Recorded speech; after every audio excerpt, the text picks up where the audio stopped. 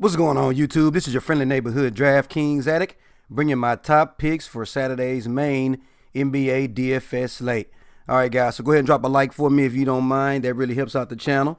All right, go ahead and give you a second.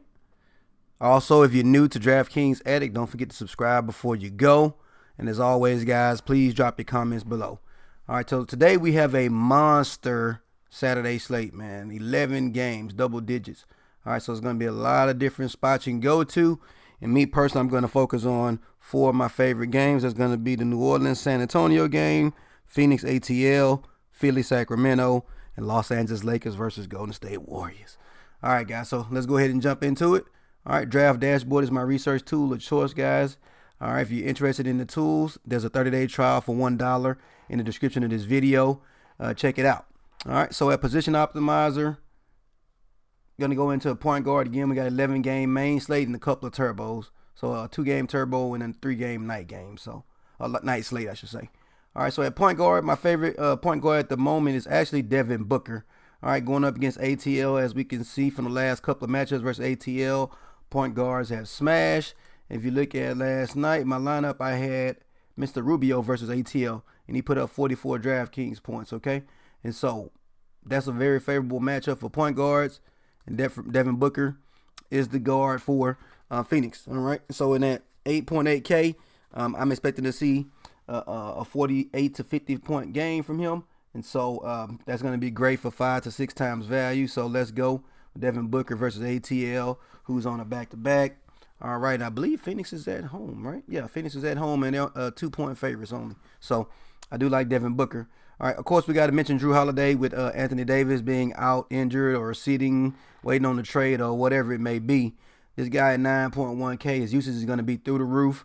All right, as you can see, he averages somewhere around 45 DraftKings points versus San Antonio with a little bit of upside because, again, his usage is going to be increased. So I do like Jrue Holiday.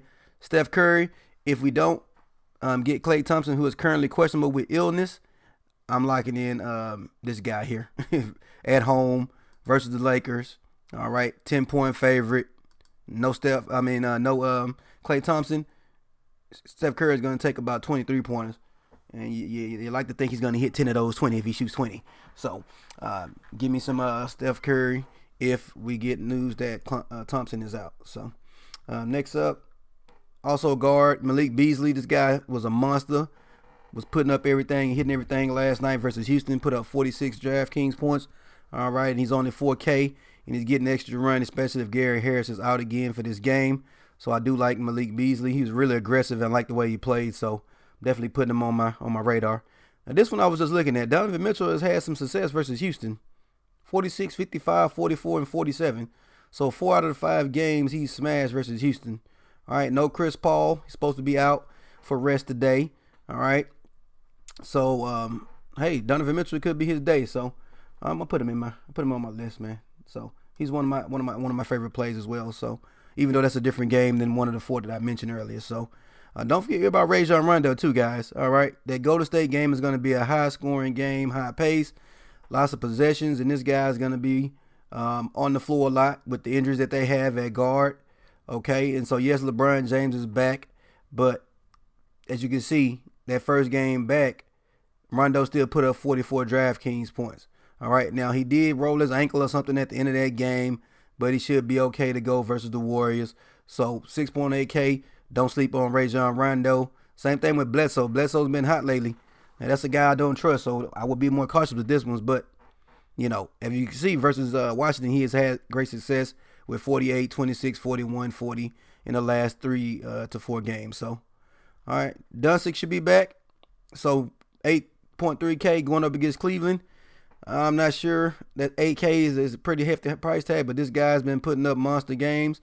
All right, but I'm planning on playing up for Booker or either Holiday at the point guard. So at shooting guard, shooting guard was actually tough, but I actually fell on DeRozan, guys. Ain't that something at 7.6K?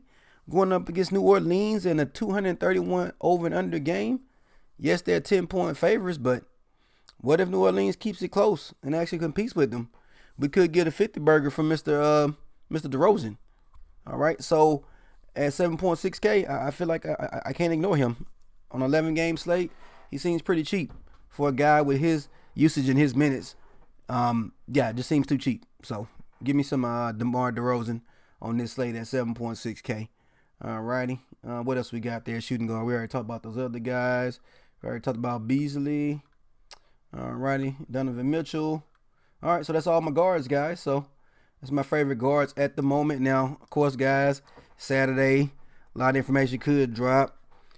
We're coming up on the trade deadline. You never know. We may get another weird day where some big news comes out, like the whole Porzingis trade and everything. So, all right. So, Giannis Antetokounmpo, 10.9K. He's the guy right now that I like to pay up for.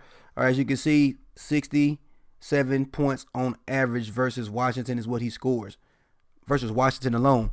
And this guy's been beasting lately. So, at 10.9K, I like Giannis Antetokounmpo on this slate. LeBron James was a close one, but he's on the road going up against a tough Golden State team. They got Boogie Cousins now, so I don't know about that one at 10.8K, but I definitely want me some Giannis Antetokounmpo versus this Washington team. All right. We already talked about DeMar DeRozan. Harrison Barnes. Now, again, with the trade, they have a lot of players that are out that are not playing yet due to that trade situation. So, as you can see, at 5.8K, this guy is averaging 43 points versus Cleveland. And at 5.8K, that's as close to the lock as you can get, even on an 11-game slate. All right, so at 5.8K, I'm locking in Harrison Barnes, guys. Don't try to get too cute with it. Just play Harrison Barnes. All right. So next up, my power forward. My favorite power forward plays at the moment. Of course, we already talked about Giannis. All righty. And Harrison Barnes. So that's pretty much it, guys. I guess if I had to give you a third person for power forward, who we gonna go with? Bagley been doing okay lately, but it gets a tough matchup versus Philly. Jonathan Isaac has been hot.